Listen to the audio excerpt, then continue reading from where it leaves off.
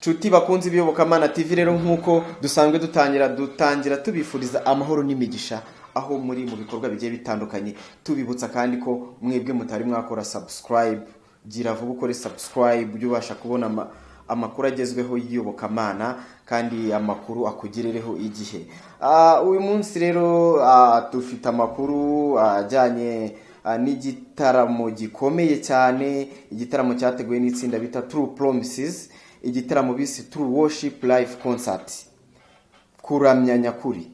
Iki gitaramo kandi iri tsinda riteguye bakaba baratumiyemo umuramyi ukomeye cyane muri Afrika, akaba ari umurigent Pastor Benjamin Dube ukomoka muri Afrika y'Epfo, muramuzi cyane mu ndirimbo zo kuramya zigiye zitandukanye.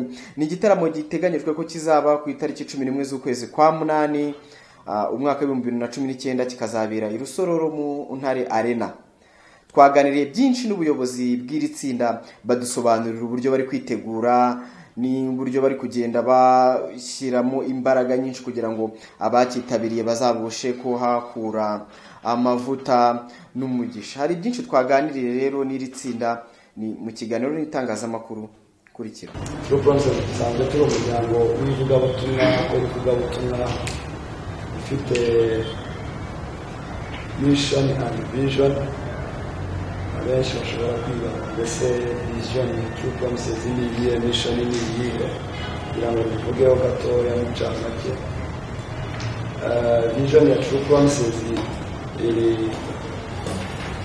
dukunze kuyisobanura mu ndimi z'amahanga, aho ivuga ngo impacting the world through true worship, true prayer and true words of life. Bishatse kuvuga iki? Dufite vision cyangwa se inzozi, intumbero yo kuimpactinga isi binyuze muri icyo twise true worship, cyangwa se mu buryo bwo kuramya Imana no kuyihimbaza byuzuye, ndetse no mu gusenga dusengera ibyo dukora kugira ngo bibashe kuba impacted, ndetse n'ijambo ry'Imana ryo twishingikirijeho bidushoboza ibyo byose. Mission yacu iravuga ngo guhindura abantu kuba abigishwa ba Yesu Kristo. Niryo jambo Yesu yadusigiye, adusigira ijambo rivuga ngo tugende mu mahanga yose duhindura abantu kuba abigishwa ba Yesu, kuba abigishwa be. So apart from that vision and mission, dusanzwe dutegura ibikorwa n'umuryango munini cyane wagutse True Promises, ugizwe n'abantu batari bake ariko kandi batari na benshi cyane, ariko bakorera mu churches atandukanye ya Kristo, mu matorero atandukanye ya Kristo. Ariko noneho twasanze ko ari ngombwa cyangwa se ari by'agaciro kubahuriza hamwe kugira ngo duhuze imbaraga neza, kuko n'ijambo ry'Imana rirabitubwira kuko aho babiri cyangwa batatu bahuje imbaraga ba making ikindi kintu kidasanzwe. So twabahuje rero kugira ngo tuganire kuri ino event turimo dutegura, turebe uruhare rw'itangazamakuru n'icyo mwadufasha mu by'ukuri kugira ngo duhuza amaboko, abaririmbyi bitegure, bategura ibintu neza, media nayo idufashe gutegura ibintu neza, bityo iki gikorwa kizarusheho kuba successful. Ibindi navuga kuri no event ni ibintu bijyanye na entrance fee cyangwa se amafaranga yo kwinjira. Muri uru rugendo twakoze rw'imyaka igiye kuba 10 True Promises ibayeho, twagiye duhura n'ibintu navuga ko abantu batumvaga, ariko kuri uyu munsi binyuze mu itangazamakuru ribikora neza, tugenda tubona abantu babyumva neza. Challenge narimvuze twagiye duhura nazo muri urwo rugendo ni ukumvisha abantu ko bagomba kwinjira muri event bishyuye amafaranga. Urwo n'urugamba navuga ko media yarwanye ifatikanyije n'abandi bantu babyumva, kuko ntekereza ko muri abantu ba mbere bumva uruhare rwo kwishyuza event. Nta nubwo twabyita ko ari ukwishyuza, ahubwo ni ugusapotinga event kugira ngo imyiteguro irusheho kugenda neza, kuko ibyo dukora ni ibintu bispendinga amafaranga cyane, uhereye kuri myiteguro, abaririmbyi indirimbo baririmba bazijyana muri studio barazitegura neza, cyongeyeho venue duteguriramo zikenera amafaranga menshi, cyongeyeho aba soundman cyangwa se aba technician badufasha ibijyanye no gutegura amajwi, ni abantu bakenera amafaranga. Ibintu byose mbese muri imyiteguro ni ibintu biba bikeneye amafaranga. So urwo rugamba kuri aho bigeze dubona abantu barushaho kugenda bumva babisobanukirwa, kandi turabibona ko mu by'ukuri media ariyo igira impact nini cyane yo kumvikanisha abantu. Buri ikintu media yavuze neza abantu babyumva neza cyane. Media nta nubwo ari mwebwe gusa, na mugenzi wanjye ibyo tuganira uko tuganira, iyo mubwiye positively ikintu nkakimubwira mu buryo buri positive agifata easily, ariko iyo ugicomplicatinze ukagikanika ukakiremereza, uwundi muntu ukibwiye n'uwundi aragikanika, nawe yakibwira n'undi nawe akagikanika, n'undi akagikanika.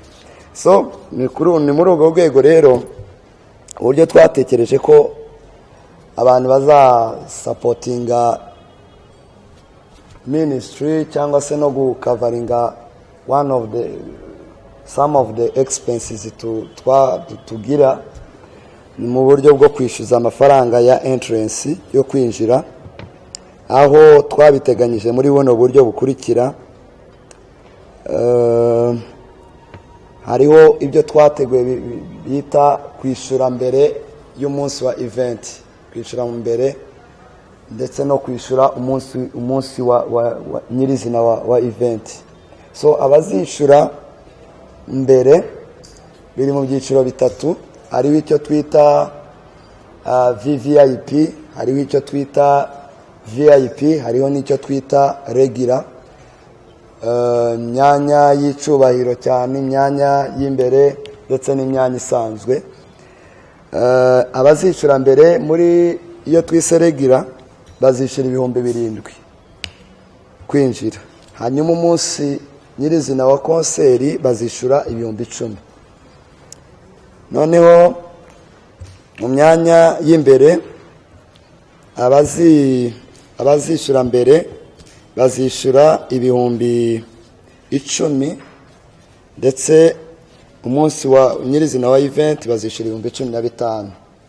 Hanyuma abazicara imbere abo twise VVIP mbere bazishyura 20,000, umunsi nyirizina wa event bishyure 25,000. So nuko ntekereza event imeze iteguye.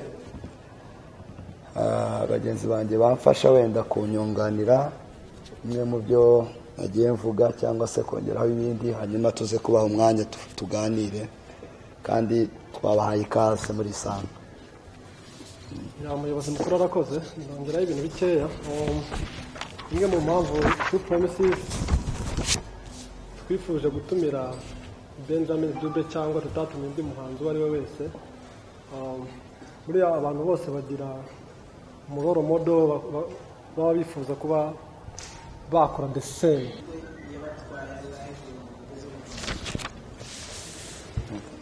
So nta wundi muntu ufite ikibazo yego aha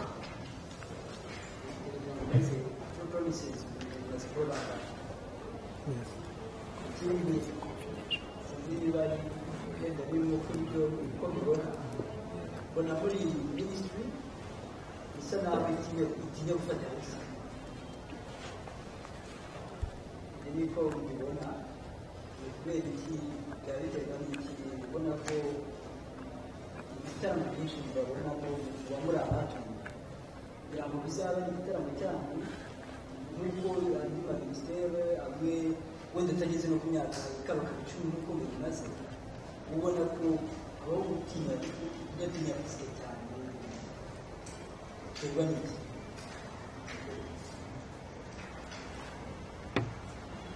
Niba ntawe ufite ikibazo kugira ngo twihute batangira bagasubiza ibibazo byose nk'uko bari bari.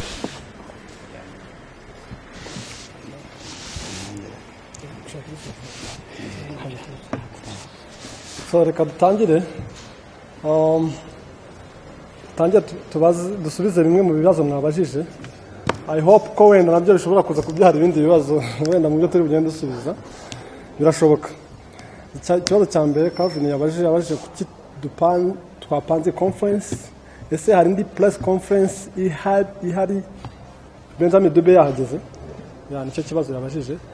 So impamvu ya mbere ino press conference, turabizi neza yuko mu iterambere rya muzika media ni imwe muri sector nziza ishobora gutuma event iba successful. Ibyo ni ibintu umuntu aramutse abyirengagije, so sinzi ikintu yaba yishingikije cyane cyane kubera ko tudakoze no press conference tuba updating nk'abanyamakuru cyane tunamare bimwe mu bibazo abantu bibaza tugerageze kubisubiza, kubera ko ari mwebwe cyane abantu babasha kubaza ibibazo byinshi cyane mushobora no kubisubiza bikumvikana cyane bitewe n'uko abantu bakurikirana cyane TVs, radios, basoma ibinyamakuru cyane. So niyo mpamvu tutakwirengaza no press conference. Icyo ni icya mbere. Cya kabiri, press conference yindi irateganijwe Benjamin Dube yahageze. Impamvu twayiteganyije ni iki? Nuko uriya muramyi ntago atwe twenyine True Promises dukeneye kumwigiraho lokale, mu by'ukuri ntago atwe twenyine dukeneye kumwigiraho, n'abandi bantu bose. Nta nubwo tuzayishyiramo abanyamakuru gusa na True Promises gusa, turifuza nuko izaba irimo na bamwe mu bapastors ndetse ikabamo n'abaramyi bandi bacu mu gihugu, kubera ko atatwe twenyine dukeneye kumwigiraho. Bakazaba barimo abaramyi bacu intano bo mu gihugu, nabo bakamubaza ibibazo bashaka bakamwigiraho, akatuganiriza nk'umuntu umaze gutera imbere, n'abandi bapastors ko n'umubishop ukomeye cyane witoreye bita high place. So n'abandi bapastors bakaba bamubaza cyangwa bakaba yabaganiriza mu bikintu runaka. So nicyo kintu twatekereje ko ntabwo dukeneye kumwigiraho twenyine, mu by'ukuri dukeneye gusharinga n'abandi bantu icyo kintu. Ikindi cya kabiri ubwo umuyobozi mukuru yagisubiza ntacyo turagera tubisharinga. Media izagira umwanya wundi uhagije uretse n'iyo press. Yes. Kuko ikibuga cy'indege twifuza ko media yazagira umwanya aje ku gatandatu, hanyuma bazakundira ari nayo mpamvu basaba ko tuba hafi cyane muri ino event ku bijyanye no gusura urwibutso. Ibikorwa byose yazakora ntabwo azagira umwanya wo guhura na media. So media turacyabakeneye cyane. Ntabwo press conference ari imwe, ahubwo azagira umwanya wa media briefing urenze rimwe. Ni urumva aricyo kintu nakongeraho mbere y'uko wenda wagira inyandisho. Ikindi exclusive interview nayo twayapreciatinga cyane, ariko nibura mwazabitubwira mbere yaho iminsi nk'ibiri kugira ngo tubitegure neza, kugira ngo hazaze umukeneye by'umwihariko ko baganira mu banyamakuru ariko no kwegura abanyamakuru gusa, nabyo bakora uburyo bwo guhura na media. Thank you. Mbabarire kwizera ko byabigiye n'ubayongerera cyane. Media tuba nayo irahari, ariko nk'uko twabivuze ni ngombwa ko babe communicated before, kuko bo bakunda ko baza bafite gahunda n'umurongo bari bugendereho kuva kuri day one kugeza suye. So ni ngombwa ko bazabimenyeshwa gusa. Numva ari nk'icyo. Thank you. Because most of the time much those big artists which is okay. Shira amafaranga kugira ngo wenda event izakurikiraho cyangwa igikorwa dufite wenda cya album, video se cyangwa audio se kizabe well performed, tukareba nyine icyo giciro kidashobora wenda kuba mbese biba biri accordingly yuko expenses, tubara nyine expenses tukareba n'amafaranga dushobora gukuramo kugira ngo byibura bibe birapeple, ashobora kurengaho amafaranga makeya cyangwa akagabanukaho makeya. so ntabwo ari ibintu rero tugira big deals ngo tuvuge ngo dukeneye inyungu cyangwa gutera, ntabwo tujya mu nyungu cyane cyane, ahubwo tureba eske next event dufite cyangwa icyo dufite uyu munsi dushaka gukora ni iki, tugashingiraho dushyiraho ibiciro. So muzabona rero bitandukanye nk'ibyo twashyizeho bushize, bitandukanye cyane cyane n'iby'ubu ngubu bitewe n'uburemere bwa event cyangwa na expenses event ifite, nibwo dutekereza gushyiraho ibiciro bitewe na expenses event ifite. Ikindi ntekereza ko ari sinzi wakibajije imyiteguro irasanishwa n'iya Benjamin Dube igasanishwa n'iya Spirit of Praise. Eske ntibishobora guta umwimerere wa True Promises? Icyo kibazo wakibajije Terezoro nshaka kudusubiza ntacyo. Murakoze, ndibaza n'idenje niba kibujije. Mu by'ukuri guhari dukeneye kwiga, kandi nta muntu utagira umwarimu. Kuza kwiwe bizadufasha ku bintu byinshi, kubera kuko azatubwira urugendo rwiwe mu biganiro tuzagirana nawe, bizadufasha natwe kugira ikindi twageraho mu minsi iri imbere. Ariko kandi kuba ataragera turimo turategura ibishya byacu dutegurira abantu bazitabirira event. Uvuga ngo dufite ibyo turimo turategura, ariko kandi dutegereje n'ibyo tuzamwigiraho, kubera ko hari urwego amaze kugeraho twe tutarageraho.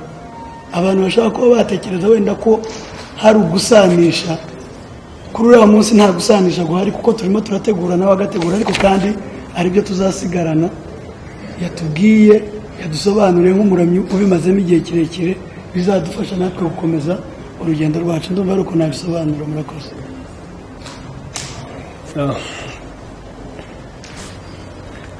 Ikindi kirabaza ngo sound twayitekerejeho iki, ko hari ahantu hakunze kuba mu bintu bijyanye na sound. Tujya guhitamo Intare Conference Arena, twarahageze tuganira na timu yaho, tuganira no ku bintu bijyanye na sound, ndetse tuganira n'abantu bazadukorera sound, kuko natwe ama event make twatendinze yaho ntabwo wenda sound biri perfect cyane, iba ari nziza ariko nyine itari perfect cyane ku rwego rushimishije wenda nk'ubwo abantu baba bifuza. Twere icyo twakoze n'iki nka True Promises, icyambere twaganira n'umusound engineer wa hariya, tumubaza impamvu kenshi cyane iyo twaje mu ma event usanga abantu bari muri salle batumva cyane cyane amagambo, bumva music gusa. Tubiganiraho, atubwira zimwe mu mbogamizi zituma ibyo bintu bijya biba. Atamba atubwira ko harimo gusettinga ibyuma, abantu kenshi baza Saturday gusettinga ibyuma, Sunday bikajya batarakora sound check. So mu byo twaganira nabo rero harimo gutangira twebwe Friday morning, ku buryo Saturday tuzaba twarangije harimo sound check. Icyo ni icyambere. Icya kabiri, Benjamin uzaza ari kumwe n'umusound engineer we, hari n'ibyuma duconditioning ndetse twamaze kubishaka nk'uko mwari mwabivuze, tugomba gukoresha kugira ngo bizamere neza. Turabizeye cyane nk'abantu b'abasound engineer bahariya bari mu bantu bazakora sound check ubwabo bonyine kugira ngo bigende neza. Icya gatatu, twaganira n'umuntu uzadukorera sound. Byiza cyane, twagize n'amahirwe ko yigeze yahakoreye byibura concert imwe, atubwira zimwe mu mbogamizi zituma sound itaragenze neza nawe yahakoreye. So tubiganiraho, tugerageza kubikorectinga, twumvikana uburyo tugomba kuimprovinga ku buryo buri muntu wese uzaba uri muri salle sound izaba imeze neza. Twongeye muri contract twagiye tugirana nawe, wenda ntabwo navuga ngo mbivuge muri details, twagiye twongera n'ibintu byinshi cyane bizatuma sound izaba iri perfect. Harimo uko gutangira Friday dushyiramo buri kimwe cyose, and Saturday ku buryo nka saa 9 bizaba byarangiye, n'abazashaka kugera bashobora kuzagera bazasanga byarangiye ibintu bijyanye na sound. Harimo ibindi bintu bitekiniko bagiye batubwira wenda tutasobanura none aha ngaha bituma wenda itagenda neza, ariko twumvikanye ko bazagira gute bazabikosora. So ndumva ari ibyo ngibyo bijyanye na sound ya hariya. Ikindi mwahise mubaza niba ari just a concert gusa hatarimo recording. Tuzaba dufitemo recording yacu ya True Promises mu ndirimbo tuzaperforminga ya live record ya live. Ukuvuga tuzaba dufitemo live recording, ntabwo twashatse kuyimentioninga cyane wenda ngo abantu bayimenye cyane, ariko harimo tuzaba dufitemo live recording especially kuri True Promises, kandi hari n'indirimbo tuzakorana na Benjamin Dube. Wenda reka tubivuge wenda kubera ko hano you are supposed to know everything. So harimo indirimbo tuzakorana na Benjamin Dube ku buryo na nyuma yaragiye iyo ndirimbo izakomeza kugaruka. So nicyo ndumva ari uko nkuko bimeze. hari muri iki kibazo ikindi cyari kirimo kibaza ngo se hari album tuzaba turonjinga cyangwa se twazanyesha ntayihari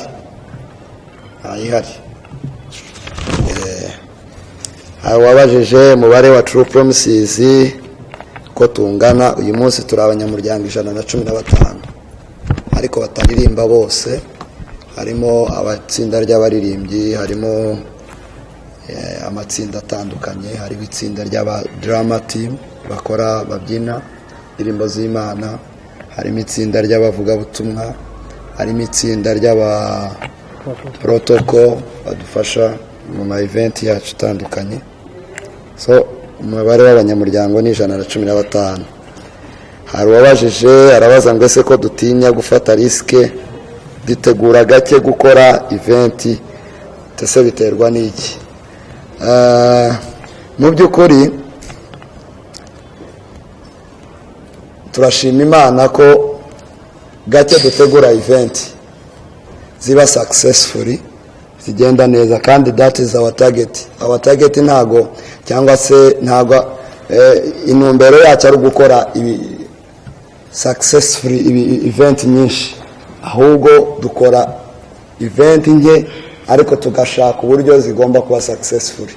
Birashoboka ko muzabona tutakoze event imyaka 2 gashira cyangwa 3, ariko icyo tuzaba turwana nacyo no gusustaininga True Promises ikaguma cyangwa se ikakomeza gutera imbere, aho kugira ngo abantu babyite ngo ntituboneka ntitugira gute. That is our target. Ntago to believinga mu gukora ama event menshi cyane, ahubwo dutekereza gukora event niyo yaba imwe mu mwaka, niyo yaba imwe mu myaka 2, ariko ikaba event iri successful.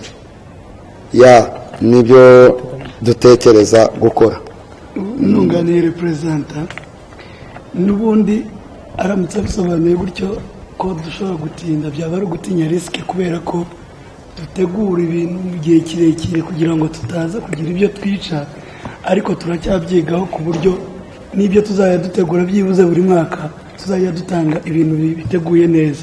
Muri iki gihe rero ubushobozi wenda turabona dufite ubushobozi bwo gutegura ibintu twitonze kugira ngo tutaza gutanga ibintu bibi, ariko nabyo turabiteganya ko byibuze nk'uko spirit of praise na za joyous celebration zikora buri mwaka turabiteganya, ariko tukavuga ati tubanza twitonde byibuze mu bushobozi dufite n'imbaraga dufite dutegure ibyo tubona dufitiye ubushobozi bwo gutanga serivisi nziza cyangwa se ubutumwa neza. Ko gukora wenda buri mwaka ugakora ikintu, uyu mwaka ukagikora neza bagakoma amashyi cyangwa se bakagushimira, undi mwaka bakavuga ngo ntabwo bari bateguye. Tubona nta mpamvu yo gutegura buri mwaka, dushobora kuba twageraho abantu bavuga ngo iyo babireka, ariko nabyo turabitegura ko mu gihe kiri imbere buri mwaka tuzadukora event. Murakoze. Murakoze. Nanjye ndavuga akantu gatoya batavuzeho kuri icyo ngicyo. Niba muzana bibona cyane True Promises ntabwo dukunda kudependinga nyine ku bandi bantu runaka, wenda ngo tuvuge ngo turaza gukora ibintu ari uko bigenze gutya na gutya, kuko akenshi ibintu byinshi dukunze kubikora twabisingiye cyane. Hari n'ibyo duplaninga ariko tukaza kubona tukabyihorera bitewe n'impamvu runaka tutari gusobanura none ahangaha. Hanyuma icya kabiri, wenda mwari muvuze dukora ama event make cyane True Promises ugereranyije n'abandi bahanzi wenda cyangwa andi makwayazi aba hano mu gihugu. Ugereranyije ugiye comparing ukavuga ati wenda aba bakoze wenda event 2 cyangwa 3 True Promises ko zimwe, muzabibona ko niko biri. Kandi umuyobozi wungirije yarabisobanuye, tugira target. Nk'ubu dufite target y'imyaka 15 iri imbere, dufite na action plan yayo. Action plan y'imyaka 15 ku bantu babaye muri ko hari event duheruka gukora umwaka ushize muri Marriott, twari twatanze invitations, twapresentinze iyo action plan y'imyaka 15 muri True Promises, ku buryo sometimes mushobora kuzajya mubona wenda dukoze nka concert rimwe mu myaka 3, ariko iyo dukoze concert rimwe mu myaka 3 ya myaka ibiri dushora imbaraga cyane muri evangelization, kubera ko True Promises ntago twe turirimba gusa. Akenshi hari abantu batatubona hano twakoze event twigendeye hano mu cyaro, amafaranga nka hafi duteguza concert twayashoye mu kindi gikorwa runaka kijyanye na evangelization, kubitewe nuko True Promises atari ministries, harimo department twinshi cyane, byo ntiyari yabisobanuye ku buryo department ya music ntabwo iragera kuri level yo kuba yakora igitaramo buri mwaka, kubera yuko izindi department nazo ziba zikeneye renfort, tuba dukeneye kuzirenforce. Ikindi nanone hari igihe mutatubona hano twagiye nk'Ibujumbura i Burundi, twagiye muri Kenya, kuko hari nk'imyaka 2 ishize tutigeze dukora event, ariko icyo gihe twateguye concert muri Nairobi, hano imbere ntitwayikora, dutegura indi concert i Bujumbura, nani imbere tutayikoze, tutagaragaje participation yacu hano intano mu gihugu, ariko ahubwo ari uko twagiye handi hantu cyane cyane. Ikindi kintu muzakunze kubona cyane cyane ibikorwa bimeze nk'ibyo ntabwo dukunze kubitangaza True Promises, kubera impamvu tudakunze kubitangaza. Dufite vision True Promises itari yo kulaninga cyane, yo kwirukanka cyane nyine ukora ikintu wenda failing, gukora ibintu byinshi mu buryo busa, mbese gukora ibintu byinshi mu buryo busa, ahubwo gukora ibintu bikeya ariko mu buryo butandukanye, ku buryo niba umuntu yarabaye muri concert yacu twakoze New Life, akaza muri concert twakoze muri Serena, ahita abona difference, ahita abona nyine iterambere ryabayeho kurusha uko nakora ikintu ejo akabona kirasa na cya kindi, akabona kirasa na cya kindi. N'abantu bitegereza cyane, nkunze kubona abantu bavuga ngo sinzi gutandukanya iyi kwaya n'iyi, ariko ku bantu bakunze kwatendinga our own event bajya babona difference. Abantu bakunze bazi True Promises neza, bayitegereza neza, iyo difference bakunze kuyibona. So iri muri bya bintu byacu rero, ntabwo dutinya risk, ahubwo ni vision yacu. Ikindi ntabwo tugira pressure ikintu tutagishyize muri action plan, kujya kugikora bisaba imbaraga nyinshi cyane, kuko iyo tutagishyize muri action plan kugira ngo tuzagikore True Promises bisaba imbaraga nyinshi cyane kugira ngo umuntu adukonvinsinge. Ikintu tutari muri action plan ntabwo dukunze kugikora ngo tugire pressure ngo bigenze gutya na gutya, ngo no, dukunda gukurikiza action plan cyane. murakoze cyane.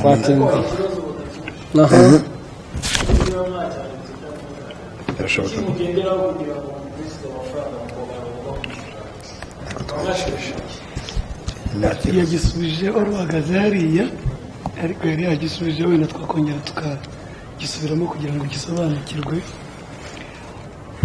Mu by'ukuri event ziba zitandukanye n'uburemere bitandukanye no kuzitegura. Iyo twakoze muri New Life, iyo twakoreye hano kuri Nazarene tugikora concert ya mbere ya True Promises, uko ubushobozi bugenda buzamuka ni nako amafaranga agenda azamuka, noneho tukagenda dushyiraho ibiciro kugira ngo bidufashe gutegura ibintu byiza. Ari nayo mpamvu usanga rimwe dushyira ibiciro hanze mbere y'igihe kugira ngo abantu batangire kuba bagura amatike bitabavunye cyangwa se bitabagoye. Urebye nk'iyi concert tugiye gukora cyangwa se iyi event tugiye gukora iraremereye, sinzi niba abayobozi bababwiye budget yayo, ntabwo bayobwira, ariko mu buryo imeze iraremereye ugereranyije wenda n'ibindi. Ndumva wenda iyo ni ihanga, ariko twababwira gusa ko iremereye muri ubwo buryo mukabyumva gutyo.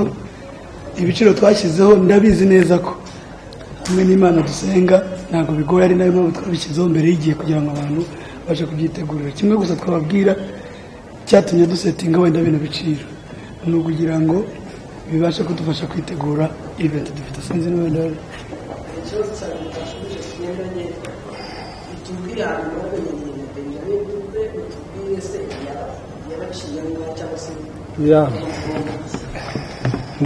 ndabanza mvuge kuri kiriya kintu kijyanye no gusetinga ibiciro, mbone guhita ninjira muri kiriya kintu bari bavuze. Uko event zigenda zirutanwa uburemere, uko mutegura event n'uburyo abantu bitegura bugenda butandukana, so ku buryo n'ibiciro bigenda bitandukana. Mu by'ukuri amafaranga twashyizeho ntabwo ari menshi, kandi media ifite ubushobozi bwo kumvisha abantu cyane cyane uburyo amafaranga ari make. Kimwe mu cyatuma amafaranga ashobora kwiyongera, reka ndisobanure. Niba dushobora gukora event ya True Promises hano imbere mu gihugu, twakodesha sale n'ibyuma gusa tukishyuza 5,000. So ibyo ntibivuyeho hostinze abantu 9 ubategeye indege, ubashakiye accommodation, ugashakiye restaurant, amafaranga yaguma ari yayandi. Wenda ibyo twabitekereza muri ubwo buryo cyane cyane cyo nashatse kuvuga bitewe na event. Ntabwo twagumisha kuri bya bitanu byari bisanzwe twakoresheje venue and sound system. Hanyuma noneho hiyongereye indi abantu 9 batari imbere mu gihugu bazaza bateze indege bakanasubirayo, bazaza bagashaka hoteli hano 2 days, bakamara restaurant hano 2 days, circulation yabo hano imbere 2 days. Urumva still muri management ntago amafaranga ashobora kuma yayandi. Ibyo nabyo bishobora gutuma wenda ibiciro twashyizeho bushize dushobora kongera amafaranga make cyane atandukanye na yandi twashyizeho. Hanyuma wenda kuri ku mafaranga baduciye ntago turi buyavuge kubera ko ntegeza ko contract still ibiko contract y'abantu bajyanye n'abandi iri confidential nkako nabyita. Ntago navuga nyine ko ariko wanabikoze wenyine ushobora kuyabona ukayamenya. Ufate transport fee wabimenya ubihuje na preparation ya event ushobora ku. So we can't be specific kuri amount gusa, it is somehow expensive. Ikindi navuga the way we connected to Benjamin Dube, it was the time twari muri preparation ya event yo mu kwa munani Marriott. Ni naco gihe dusa n'abantu bamenyanye via contact kuvugana, donc ukuntu abantu ba searchinga, ukuntu abantu babita umuntu mu role model, mugatekereza nko kumwigiraho nko kumureberaho. So kugeza ubwo rero finally twaje kuba connected nawe binyuze muri communication. Tuza noneho kumenyana nawe, nta nubwo ari nawe personally twari tumenyanye na PA wiwe niwe waduconnectinzeho. Tubaza no kugira confusion twibaza ese is that a right man, turimo tuvugana nawe right person. Finally twaje gutuma intumwa yacu turagenda tubonana nawe South Africa to making sure ko abo twavuganye ari bo. Twicarana na Benjamin Dube tubona ko ibyo batubwiye ari byo. Twasabye appointment twicarana nabo dusanga ari byo. Tubaza noneho nibwo twatangiye process yo kumenya ese nibiki bisabwa kugira ngo tuguhosting mu Rwanda. Ubwo amahirwe yaranabyishimiye cyane, arifuza kuba mu Rwanda nawe, arifuza kuza mu Rwanda ngo arebe nawe uko igihugu kimeze, kuko amakuru yaho arayafite, amakuru ya music hano arayafite, kuko hari abantu benshi bavuye South Africa baza hano. So nawe yumvagize amatsiko cyangwa se umutima wo kuza ahangaha. So ni muri ubwo buryo rero twabaye connected na Benjamin Dube aza kutwemerera kuza ahangaha. Ize neza cyane, murakoze cyane. Ibibazo mubajije biragaragaza ko ushyigikiye rwose true worship live concert. Let's go ahead. Arafite ikibazo. Abakamutso nanjye kongeraho tujya tunibaza tusubira abantu hanze tukababona ariko ugasanga tuzi nk'izina rye, tuzi Bishop Benjamin Dube, tuzi spiritual praise, ariko yure bisanga kumenya indirimbo z'abo bantu bigoye. Ntabwo abantu baba bazizi. Rimwe na rimwe tuzi iryo zina rye tuba dutekereza ko abantu bashobora kuba babazi. Rero tuna abantu bagiye baturuka mu Rwanda benshi ugasanga nk'abantu bazi indirimbo imwe ariko nta zindi ndirimbo ze bazi. So nka True Promises biri gukora iki kugira ngo abantu bamenye izo ndirimbo za Benjamin Dube? Mu by'ukuri nk'uko bivuze uriya ni umugabo wamamaye cyane, ariko wa mugani uriya umuntu mudahuje ururimi aririmba indirimbo z'ibizuru, aririmba ibyongereza, biracalenginga kugira ngo abantu benshi babimenye. Ntekereza ko wenda abanyamuziki cyane aribo tumukurikirana ku buryo kuba wamenya indirimbo ze bigoye, ariko hariho uburyo bwiza turimo dukora buri strategic bwo kugira ngo abantu bamenye indirimbo ze. Cyane cyane dufite amahirwe kuko hari indirimbo zitari nkeya zigeze wenda nko kuri 5 enye zizwi cyane mu gihugu bazi nka tuzahora tugushima, hariho impamvu, hariho yuwahori, hariho ni nyinshi zitandukanye ndazibe.